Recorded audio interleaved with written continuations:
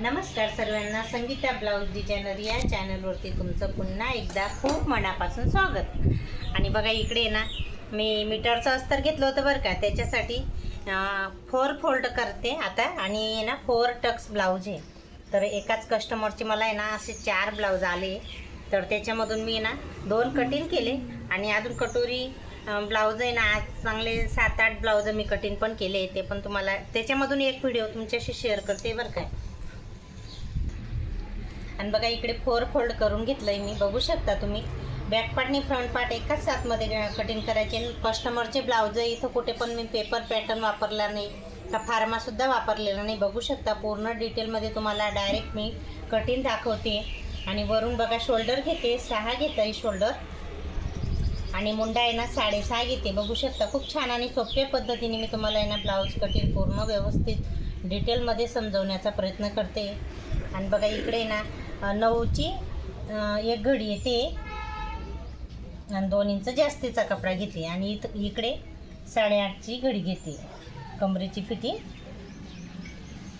34 साईजचं कमर आहे, तर 4 घड्या केल्या तर 1 घडी 8.5 येते. 36 साईजची छाती आहे, तर 4 घड्या केल्या ना तर 1 घडी 9ची येते इथं. आणि बघा मुंडा घेतला आहे 6.5 घेतला आहे मुंडा. आणि हा पुढचा गळा घेते 7 घेते पुढचा गळा लांबीला. आणि रुंदीला आहे ना 2.5 घेते बरं का. बघू शकता इथून बी 2.5 आणि इथून बी 2.5 घेते. आणि मस्त गोल गळात इथून राऊंड करून द्यायचा आहे. खूप छान येतो बरं का. बघा पूर्ण व्यवस्थित तुम्हाला डिटेलमध्ये पूर्ण समजवण्याचा प्रयत्न केलेला आहे.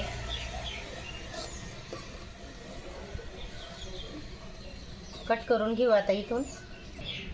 बघा पुढचा गळा कट करून घेते आता. पुढे हुकचं ब्लाऊज आहे हा. तर बघा इकडे ना हे पण थोडंसं कट करून घेऊ खाकीमध्ये, जेणेकरून यांना फुगा होणार नाही. आणि बघा फ्रंट पार्ट आणि बॅक पार्ट एकदम छान अशा रीतीने तुम्हाला वेगळं करून बघा वेगळे करून घेतले फ्रंट पार्टने बॅक पार्टने. आता आहे ना आपल्याला माप घ्यायचं आहे. 4 टक्स ब्लाऊज आहे ना, तर पहिला टक्सचं अंतर घेते मी 3.5. बघू शकता. आणि आता पहिला टक्स याची लांबी, तर ही लांबी आहे ना कस्टमरवरनं अवलंबून राहते. म्हणजे लांबीला उंचीला केवढं घेता केवढं नाही. तर मी 4.5 घेते इथं. आणि जर हाईट कमी राहिली ना तर 4च घेऊ शकता बरं का. कस्टमरचं ते ब्लाऊजवरनं मापावरनं अवलंबून राहतं ते. बघा इकडे मी 2च घेते इकडे पण. आणि हे पण 2च घेतलं याचं अंतर. मी इथून हे पण 2च घेते. बघू शकता खूप छान येतं बरं का. एकदम छान आणि सोप्या पद्धतीने मी तुम्हाला 4 टक्स ब्लाऊज पूर्ण माप घेऊन समजवण्याचा प्रयत्न केलेला आहे. बघू शकता. आणि आता बॅक पार्ट घेते मी. तर बॅक पार्ट आहे ना मागे मस्त मटका गळा सांगितला आहे. आणि पार्ट आहे ना खालून मी 2.5ची घेते. 2च सांगितली आहे पण मी 2.5 घेते. अर्धा इंच वाढून घेते कारण स्टिचिंग करण्यामध्ये जातं. आणि मस्त असा मटका गळा राऊंड करून घेते. बघू शकता खूप छान येतो बरं का. मला असं डायरेक्ट कटिंग करते ना मला तो खूप इझी वाटतो. आणि बघा इकडे ना हा मागचा टक्स पाठीचा टक्स राहतो ना, त्याचं अंतर 5 घेतलं. आणि त्याची लंबाई, तर ही लंबाई ना 4 नाही तर 4.5 घेऊ शकतो बरं का. मी इथं 4.5 घेतली. आणि बघा इकडे मटका गळा कट करून दाखवते.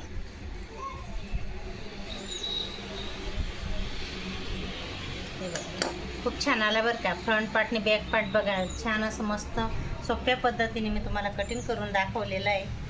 आणि आता कस्टमरचे ब्लाऊज आहे बरं का, तुमच्याशी जे शेअर करते ना ते पूर्ण. आणि आता बाईची लांबी आहे ना 11 आहे, तर मी इथं 12 घेते. हे बघा 12 घेते लांबीला इथं.